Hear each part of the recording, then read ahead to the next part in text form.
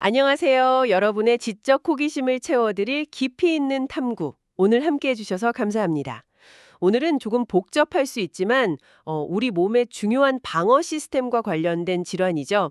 바로 형질세포 질환에 대해 이야기 나눠보려 합니다. 네, 안녕하세요. 특히 다발성 골수종과 발덴스트롬 마크로글로불린 혈증을 중심으로 보내주신 의학자료, 형질세포 질환과 그 치료 있잖아요. 거기서 핵심 정보들을 좀 알기 쉽게 풀어드릴게요. 좋습니다. 네. 네, 이 질환들이 정확히 뭐고 또 우리 몸에서 어떤 일이 벌어지는지 그리고 어떻게 대처하고 있는지 그 정수를 한번 파헤쳐 보겠습니다. 준비되셨나요? 네, 좋습니다. 우선 그 기본부터 짚고 가는 게 좋겠죠. 모든 이야기는 형질세포에서 시작하는데요. 형질세포요? 네. 이게 우리 몸의 면역 시스템, 그중에서도 비림프구라는 세포가 다 자라서 만들어지는 일종의 항체 공장이라고 생각하시면 이해가 쉬울 것 같아요. 아, 항체 공장? 네. 평소에는 외부에서 뭐 항원 같은 게 들어오면 이 비림프구가 형질세포로 딱 변신을 해서요. 그 항원을 딱 잡는 맞춤형 항체를 막 만들어내죠. 그렇죠. 필요한 만큼만. 그렇죠.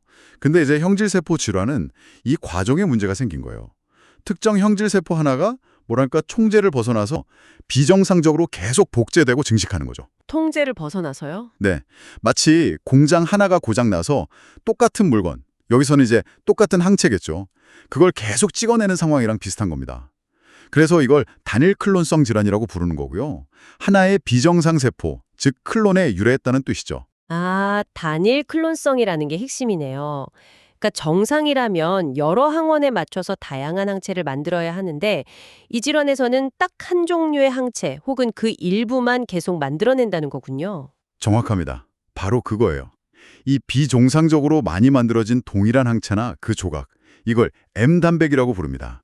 M 컴포넌트요. M단백. 네. 면역 글로불린은 기본적으로 무거운 사슬, 중세라고 하고요.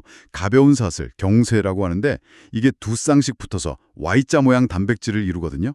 근데 이게 유전자 재배열이라는 과정을 거쳐서 각 비세포 클론마다 다 다른 고유한 항체를 만들 수 있게 돼요. 신기하네요. 그렇죠.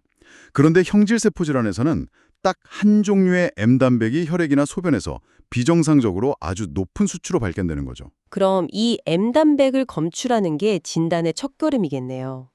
자료에 보니까 혈청 단백정기용동 검사 사진이 있던데 특정 부분에 뾰족한 스파이크가 보이더라고요. 이게 바로 그 M단백 때문인 거죠? 네, 맞습니다. 혈액 속에 있는 단백질들을 정기적인 힘을 이용해서 쫙 분리해보면 정상적일 때는 여러 종류 단백질이 이렇게 좀 완만하게 분포하는데 M단백이 아주 많으면 특정 위치, 주로 감마 글로불린 영역인데요. 거기에 마치 산봉우리처럼 뾰족하게 솟아오릅니다. 아하. 이걸 M 스파이크라고 부르죠. 이 스파이크 크기를 재서 M단백 양을 추정하고요. 또 면역고정 정기영동이라는 검사로는 이게 정말 한 종류의 중세와 경세로 이루어진 단일 클론성 단백질인지 질적으로 확인합니다. 그렇군요. 근데 흥미로운 점은 이 M 스파이크가 눈에 띄게 보이려면 M단백 농도가 그래도 최소 5g/리터 정도는 돼야 한다는 거예요. 꽤 높아야 하네요. 내 몸 안에 암세포가 대략 한 10억 개 이상은 있어야 이 정도 수치가 나온다고 보거든요.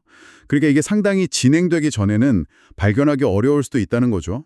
아, 그래서 M단백 수치가 치료 효과를 보는 데는 유용하지만 단순히 M단백이 검출되었다고 해서 바로 이 병이다 이렇게 진단하기는 어렵다는 거군요. 다른 원인으로도 M단백이 나올 수 있다고요? 네, 바로 그 점이 중요합니다. M단백은 물론 다발성 골수종의 아주 특징적인 소견이지만 만성 림프구성 백혈병이나 림프종 같은 다른 혈액암에서도 나올 수 있고요. 다른 혈액암에서도요? 네, 드물게는 유방암이나 대장암 같은 다른 종류의 암에서도 발견될 수가 있어요. 심지어 암이 아닌 경우, 예를 들어 간경변이나 류마티스 관절염 같은 자가면역 질환, 또 감염증, 특정 피부 질환 같은 아주 다양한 상태에서도 나타날 수 있습니다. 와, 정말 다양하네요. 그래서 M단백이 발견됐다는 사실 자체보다는 그 양이 얼마나 되는지, 다른 임상 증상은 어떤지, 또 골수검사 소견은 어떤지 이런 것들을 다 종합해서 판단해야 하는 거죠. 그렇군요. 그럼 이제 가장 대표적인 형질세포 질환, 다발성 골수종으로 넘어가 보죠. 영어로는 멀티프 마이엘로마, MM이라고 하던데요. 이름처럼 뼈 여러 군데 문제를 일으키는 경우가 많다고 들었어요. 네, 맞아요. 뼈 통증, 골절 말고도 신장 문제나 감염, 빈혈 같은 전신 증상을 유발하는 악성 질환이라고요. 맞습니다. 다발성 골수종은 비정상 형질 세포, 그러니까 골수종 세포가 주로 골수 안에서 증식하면서 생기는 병이에요. 원인은 아직 명확하게 밝혀지진 않았지만 과거의 방사선 노출 경험이라든지 특정 화학물질 노출 같은 게 위험 요인으로 거론되고는 있습니다. 아, 환경적 요인도 있군요. 네. 그리고 유전적으로 보면 염색체 이상이 아주 흔하게 발견돼요. 어떤 염색체 숫자가 비정상적으로 많아지는 과이배수성이라든지 아니면 특정 염색체 조각이 다른 데 가서 붙는 전주와 같은 변화들이요. 염색체 이상이요? 네. 이런 유전적 변화가 암 발생에 아주 중요한 역할을 하는 걸로 생각하고 있습니다. 예를 들어서 특정 유전적 이상, T4, 14 전좌나 17번 염색체 일부가 없어지는 대리 17P 같은 거는 예후가 좀 안 좋다는 중요한 정보가 되기도 하고요. 예후랑도 관련이 있군요. 발생률을 보면 주로 60대 후반, 비교적 고령층에서 더 흔한 암이라고 하네요. 네, 맞습니다. 진단 시 중앙 연령이 69세 정도 됩니다. 하지만 최근에는 치료법이 정말 많이 발전해서 생존율이 크게 높아지고 있다고 들었어요. 네, 그 부분이 정말 중요합니다. 다발성 골수종이 어떻게 병을 일으키는지 그 병태 생리를 보면요. 골수종 세포 자체의 문제도 있지만 이 세포들이 골수 안에 있는 다른 세포들 있잖아요. 기질세포라든지 면역세포, 뼈세포 같은 것들. 이런 세포들이랑 서로 신호를 주고받는 게 아주 중요하다는 게 밝혀졌어요. 아, 암세포 혼자 문제가 아니라 주변 환경이랑 같이? 그렇죠. 골수종 세포가 주변 환경을 자기한테 유리하게 조종하는 거예요. 예를 들면 뼈를 만드는 세포, 조골세포는 억제하고 반대로 뼈를 파괴하는 세포, 파골세포는 활성화시켜서 뼈를 약하게 만들죠. 그래서 뼈 문제가 생기는 거군요. 네. 또 면역세포들 기능을 교란시켜서 자기를 공격하지 못하게 만들기도 하고요. 와, 정말 영리하게 자기 살 길을 찾는 거네요. 이게 바로 다양한 증상으로 나타나는 거겠군요. 가장 흔한 증상이 뼈 문제라고 하셨죠. 그렇습니다. 환자분들의 약 70% 정도가 뼈 통증을 호소하세요. 골수종 세포가 뼈를 파괴하는 물질들을 분비하고 또 파골세포를 자극해서 뼈의 구멍이 숭숭 뚫리는 것 같은 용해성 골병변을 만들거든요. 용해성 골병변? 네. 이게 만약 척추뼈에 생기면 신경을 누르면서 마비가 올 수도 있고 뼈 자체가 약해지니까 그냥 걷다가도 뼈가 부러지는 병적 골절이 생기기도 하고요.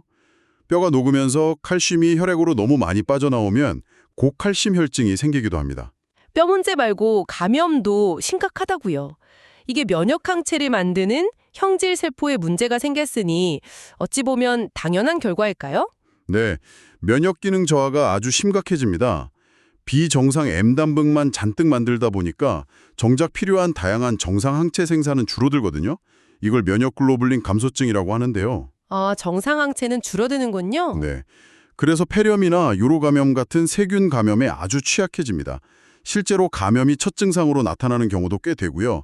치료 중에도 감염 관리가 정말 중요합니다. 또 사용하는 치료제 중 일부도 면역력을 떨어뜨릴 수 있어서 더 조심해야 하고요. 신장 기능 손상, 그러니까 신부전도 혼합병증이라고 들었어요. 이건 왜 생기는 건가요? 여러 원인이 있긴 한데 가장 흔한 거는 아까 말씀드린 면역글로불린 중에서 가벼운 사슬, 즉 경쇄가 너무 많이 만들어져서 신장 필터를 통과하다가 세뇨간에 손상을 입히는 경우예요. 아, 그 경세 때문에요? 네, 이걸 골수종 신증 또는 캐스트 심평증이라고 부릅니다. 이걸 말고도 고칼슘혈증 자체도 신장에 부담을 주고 또 탈수 상태라든지 특정 약물 사용 같은 것도 신기능 악화에 영향을 줄 수 있습니다. 한번 신기능이 나빠지면 회복이 어려울 수도 있어서 예방이랑 관리가 정말 중요하죠. 혈액점도가 높아져서 혈액순환 장애를 일으키는 과점도 증후군이나 신경계 증상도 나타날 수 있다고요. 정말 다양한 얼굴을 가진 병이네요. 맞습니다. 그래서 진단이 중요하죠. 다발성 골수종으로 진단하려면 크게 3가지 기준을 만족해야 하는데요. 3가지 기준이요? 네, 첫째는 골수 검사를 해서 골수종 세포가 10% 이상 확인되어야 하고요. 둘째는 혈액이나 소변에서 M단백이 검출되어야 하고, 그리고 셋째는 앞서 말씀드린 골수종 때문에 생긴 장기 손상, 즉 CRAB 기준이라고 하는데요. 고칼슘혈증, 신부전, 빈혈, 골병변 중 하나 이상이 있거나 CARB 기준? 네, 또는 아직 장기 손상은 없더라도 암세포 비율이 아주 높거나 60% 이상, 아니면 특정 혈액검사 수치, 유리경색 비율이라고 하는데요. 이게 1000 이상으로 아주 높거나 MRI 검사에서 뼈병변이 보이는 등등 이건 악성도가 높다. 이걸 시사하는 바이오마커 기준. 이걸 MDE, 마이엘로마 디파이닝 이벤트라고 부르거든요. 이 MDE 중 하나 이상을 만족해야 합니다. 아, CRAB가 없어도 MD의 기준을 만족하면 진단이 되는군요. 근데 여기서 중요한 게 M단백은 있지만 아직 이런 장기 손상이나 고위험 바이오마커가 없는 상태도 있다는 거잖아요. 의미불명 단일클론 감마병증과 무증상 골수종 SMM. 이건 그럼 암으로 진행할 수 있는 전 단계 이렇게 봐야 할까요? 네, 그렇게 이해하시면 됩니다. MGS는 M단백 수치도 낮고 골수종 세포 비율도 10% 미만인 상태예요. 실제로 골수종으로 진행할 확률은 1년에 1% 정도로 낮은 편이고요. 1%면 낮네요. 네, 하지만 평생 추적 관찰은 필요하죠. 반면에 SMM은 MGOS보다는 M단백 수치나 골수종 세포 비율이 더 높아서 진행 위험이 더 큰 상태입니다. 특히 특정 고위험 인자를 가진 SMM은 5년 안에 골수종으로 진행할 위험이 70% 이상으로 아주 높아요. 70%요? 그럼 거의 진행한다고 봐야. 그렇죠. 그래서 최근에는 이런 고위험 SMM 환자분들의 경우 증상이 나타나기 전에 미리 치료를 시작하는 게 도움이 되는지 이런 연구가 활발히 진행되고 있습니다. 아, 예방적 치료 개념이네요. 진단 후에는 병의 진행 정도, 그러니까 병기를 정하고 예후를 예측하는 게 중요하겠네요. 국제 병기 시스템 ISS, 나 개정된 RISS 같은 기준을 쓴다고 들었습니다. 네, 맞아요. 혈청 베타 다시 마이크로글로불린 수치, 알부민 수치, 그리고 아까 말씀하신 특정 고위험 유전적 이상 유무, 또 LDH 수치 같은 게 중요한 예후인자라고 하셨죠? 맞습니다. 이런 예후인자들을 종합적으로 봐서 환자분이 표준 위험군인지 아니면 고위험군인지 판단을 하고 여기에 맞춰서 치료 전략을 세우게 됩니다. 예를 들면 고위험군 환자분들은 좀 더 강력한 치료를 하거나 아니면 새로운 치료법을 좀 더 적극적으로 고려해 볼 수 있겠죠. 자, 드디어 치료 이야기입니다. 이렇게 복잡한 질환을 어떻게 관리하고 치료하나요? 듣기만 해도 정말 쉽지 않을 것 같은데요. 네. 쉽지는 않지만 정말 지난 한 10년, 20년 사이에 치료 성적이 눈부시게 발전했어요. 치료는 크게 두 가지 축으로 이루어진다고 보시면 돼요. 하나는 골수종 세포 자체를 공격하는 항암 치료고요. 다른 하나는 질병이나 치료 때문에 생기는 여러 증상들, 합병증들을 관리하는 지지요법입니다. 항암 치료 전략은 환자분의 나이나 건강 상태, 특히 고용량 항암 치료 후의 자가 조혈 모세포 이식, ASCT라고 하죠. 이게 가능한지에 따라 달라진다고요. 네. 이식이 가능한 비교적 젊고 건강한 환자분들은 보통 여러 약제를 같이 쓰는 강력한 유도요법을 먼저 한 4에서 6주기 정도 시행해서 최대한 암세포 수를 줄입니다. 그런 다음에 고용량 항암제, 주로 멜팔란이라는 약을 쓰는데요. 이걸 투여하고 미리 채취해뒀던 자신의 조혈모세포를 다시 넣어주는 거죠. 이게 HDTA-SCT입니다.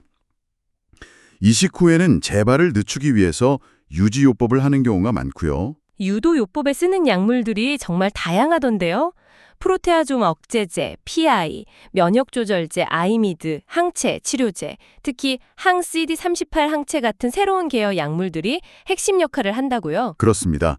과거에는 이제 전통적인 항암제랑 스테로이드 위주였지만 2000년대 이후에 보르테조믹 같은 프로테아좀 억제제, 또 레날리도마이드 같은 면역조절제가 개발되면서 치료 성적이 정말 혁신적으로 개선됐어요. 아, 신약 덕분이군요. 네, 이 약들은 골수종 세포가 살아가고 증식하는 데 꼭 필요한 경로를 차단하거나 아니면 우리 몸의 면역 시스템을 활성화시켜서 암세포를 공격하게 만들거든요.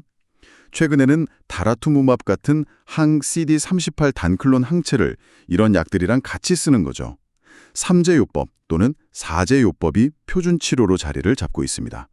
치료 반응률이 90%를 넘고 아주 깊은 반응, 그러니까 암세포가 거의 안 보이는 상태까지 유도할 수 있게 됐죠. 90% 이상이요? 대단하네요.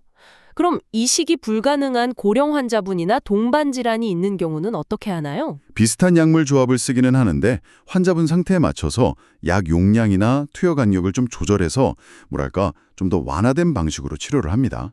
목표가 암을 완전히 없애는 것보다는 질병을 잘 조절하면서 삶의 질을 유지하는 데 좀 더 초점을 맞추는 거죠. 자가조혈 모세포 이식 ASCT는 여전히 중요한 치료법인가요? 요즘 신약이 워낙 좋다고 하니. 네. 이식 가능한 환자분들에게는 여전히 생존 기간을 늘리는데 도움이 되는 표준 치료법 중 하나로 여겨집니다. 하지만 이게 완치를 가져오는 경우는 드물고요. 최근에는 워낙 효과적인 신약들이 많이 나오다 보니까 초기 치료 반응이 아주 좋은 경우에는 이식을 좀 미루거나 아예 생략하는 전략도 연구되고 있어요. 그래서 모든 환자에게 이식이 최선인지는 좀 개별적으로 판단해야 합니다. 치료 목표도 변하고 있다고요? 예전엔 단순히 암이 안 보이는 완전 관해를 목표로 했다면 요즘은 더 민감한 검사로 아주 적은 수의 암세포까지 없애는 미세 잔존 질환, MRD 음성 상태를 목표로 한다면서요? 맞습니다. MRD 음성 상태를 달성하는 것이 더 장기적인 생존과 관련이 있다는 증거들이 계속 쌓이고 있어요. 이건 치료 기술의 발전을 반영하는 것이기도 하고 또 완치에 한 걸음 더 다가가려는 노력을 보여주는 그런 지표라고 할 수 있겠습니다. 안타깝게도 재발하는 경우가 많다고 들었습니다. 재발했을 때는 어떤 치료법들이 있나요? 특히 면역치료 분야 발전이 눈부시다고 하던데요. 네, 재발은 여전히 큰 숙제이긴 합니다. 하지만 재발했을 때도 사용할 수 있는 새로운 표적 치료제들이나 면역 치료제들이 계속 개발되고 있어요. 특히 면역 치료 분야에서는 두 가지 접근법이 아주 주목받고 있습니다. 두 가지요? 네. 하나는 환자 본인의 T세포를 유전적으로 조작해서 암세포를 더 잘 공략하도록 만드는 CAR T세포 치료고요. 다른 하나는 T세포랑 암세포를 동시에 딱 붙잡아서 T세포가 암세포를 죽이도록 유도하는 이중특이항체입니다. CART랑 이중특이항체. 네. 이 두 가지 치료법 모두 이전에 여러 치료를 받았던 환자분들한테서 굉장히 높은 반응률을 보여서 희망을 주고 있습니다. 다만 사이토카인 방출 증후군이라든지 신경 독성 같은 좀 특이한 부작용이 나타날 수 있어서 전문가의 아주 세심한 관리가 필요합니다. 정말 치료 환경이 빠르게 변하고 있네요. 이런 항암 치료 말고 지지요법도 매우 중요하다고 강조하셨어요. 그렇습니다.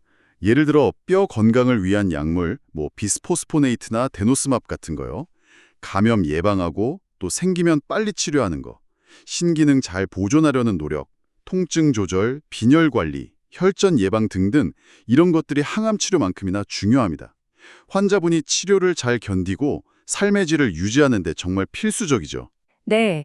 자, 그럼 이제 다발성 골수종 외에 다른 관련 형질세포 질환들도 간략하게 짚어보죠. 발덴스트롬 마크로글로불린 혈증은 어떤 점이 다른가요? WM은 다발성 골수종이랑은 좀 다른데요. 주로 IgM이라는 아주 크기가 큰 M 단백을 분비하는 림프 형질세포라는 세포가 증식하는 질환입니다. 아, IgM이요? 네. 그래서 골수종처럼 뼈병변이 생기는 경우는 드물고 대신 림프절이가 간, 비장이 커지는 경우가 더 흔해요. 그리고 혈액 점도가 높아지는 과점도 증후군이 좀 더 특징적으로 나타날 수 있습니다. 결정적으로 다른 점은 WM 환자의 90% 이상에서 MYD88이라는 특정 유전자 돌연변이가 발견된다는 거예요. MYD88 돌연변이요? 네, 이건 다발성 골수종에서는 거의 발견되지 않는 WM만의 특징입니다. 이 돌연변이가 BTK라는 신호 전달 경로를 활성화시키는데 그래서 이브루티닙 같은 BTK 억제제가 WM 치료에 아주 중요한 축이 되는 거죠. 아하, 원인이 되는 유전자 돌연변이가 다르고 그래서 사용하는 표적 치료제도 다른 거군요. 그 외에 아주 드문 중쇠병이나 POMS 증후군 같은 질환도 있네요. 네, 중세병은 말 그대로 면역 글로불린의 무거운 사슬, 중세 부분만 비정상적으로 만들어내는 아주 드문 질환이고요. POMS 증후군은 다발 신경병증 P, 장기비대 O, 내분비 이상 E, M단백 M, 피부 변화 S, 이 특징적인 증상 조합을 보이는 골수종의 좀 특이한 I형입니다. 이 질환들도 각각의 특징에 맞는 진단과 치료가 필요하죠. 오늘 정말 방대한 내용을 다뤘습니다. 형질세포 질환, 특히 다발성 골수종은 M단백이라는 공통분모는 있지만 그 발생기 전부터 증상, 유전적 특징, 치료 전략까지 정말 복잡하고 다양하다는 걸 알 수 있었습니다. 그렇죠. 무엇보다 중요한 것은 지난 20여 년간 치료법이 정말 눈부시게 발전해서 생존율이 크게 향상되었다는 점인 것 같아요. 네, 맞습니다. 질병의 생물학적 특성, 특히 유전체 종교라든지 골수 미세 환경의 역할에 대한 이해가 깊어지면서 좋은 표적 치료제와 면역 치료제가 계속 개발되었고 이게 결국 치료 성적 향상으로 이어진 거죠. 네. 하지만 여전히 완치가 어렵고 재발이 잦다는 점에서는 더 효과적이면서도 부작용이 적은 치료법을 개발하기 위한 연구는 계속되고 있습니다. 마지막으로 이런 질문을 던져보면서 마무리할까 합니다. 앞으로 골수종의 유전적 다양성이나 미세 환경에 대한 이해가 더욱 깊어진다면 개개인의 특성에 딱 맞는 초개인화 치료는 어디까지 가능해질까요? 좋은 질문이네요. 더 나아가서 MGUS, 나 고위험 SMM 같은 전암 단계에서 아예 발병 자체를 막는 예방적 치료가 현실이 될 수도 있을까요? 청취자 여러분도 한번 생각해 보시면 좋겠습니다. 네, 미래가 기대됩니다. 오늘 저희와 함께 이 깊이 있는 탐구 여정에 동참해 주셔서 감사합니다. 다음 시간에도 흥미로운 주제로 찾아뵙겠습니다.